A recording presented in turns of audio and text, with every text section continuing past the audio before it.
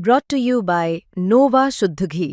जब जब खाए दिल खुश हो जाए, सदियों का नोवा शुद्ध देसी घी, सपना स्वस्थ भारत का।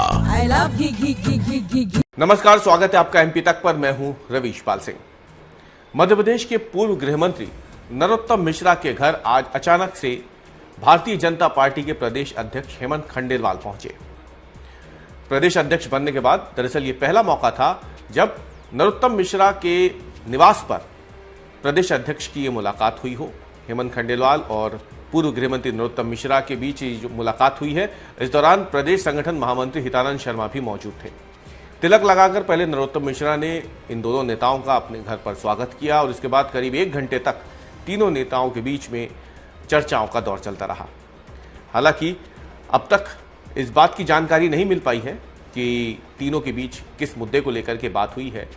हालांकि जो भारतीय जनता पार्टी से जुड़े सूत्र हैं, उनका कहना है कि एक औपचारिक मुलाकात थी। जब से हेमंत खंडेलवाल प्रदेश अध्यक्ष बने हैं, वो लगातार अलग अलग जिलों में जाकर के जो भारतीय जनता पार्टी के बड़े नेता हैं उनसे मुलाकात कर रहे हैं, कार्यकर्ताओं के घर जा रहे हैं। भोपाल में ही अगर देखा जाए तो उन्होंने दमोह से जो विधायक रहे हैं और मध्य प्रदेश के पूर्व मंत्री रह चुके हैं जयंत मलैया, उनसे मुलाकात की थी उनके घर पर जाकर के भोपाल में। इससे पहले हमने देखा था कि साध्वी प्रज्ञा सिंह ठाकुर से भी हेमंत खंडेलवाल ने मुलाकात की थी जब वो मालेगांव ब्लास्ट मामले से बरी हुई थी।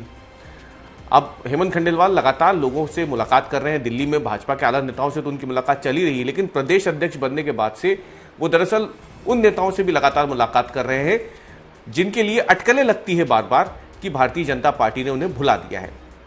हेमंत खंडेलवाल ने प्रदेश अध्यक्ष बनते ही सबसे पहले ये कहा था कि सभी जिला अध्यक्षों को इस बात का ध्यान रखना होगा कि उनके जिले में जो भी बड़े चेहरे हैं, जो बड़े नेता है, कार्यकर्ता है, उन्हें कहीं भी ऐसा एहसास ना हो कि उन्हें भुला दिया गया है।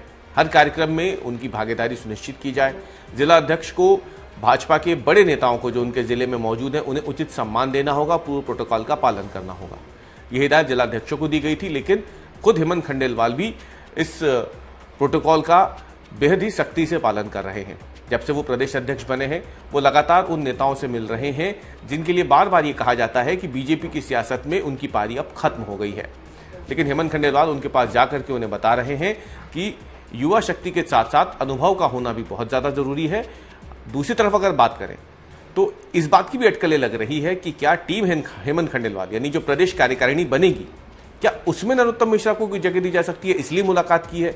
हालांकि इस बात के आसार कम है, क्योंकि जो नई कार्यकारिणी भारतीय जनता पार्टी की प्रदेश स्तर पर बनेगी, जिसे टीम हेमंत खंडेलवाल कहा जाएगा, उस लिहाज से अगर देखा जाए तो नरोत्तम मिश्रा जो हैं वो मध्य प्रदेश के कई बार के विधायक भी हैं, पूर्व मंत्री रह चुके हैं और जाहिर सी बात है वो इस कार्यकारिणी में उतने फिट नहीं बैठ पाएंगे।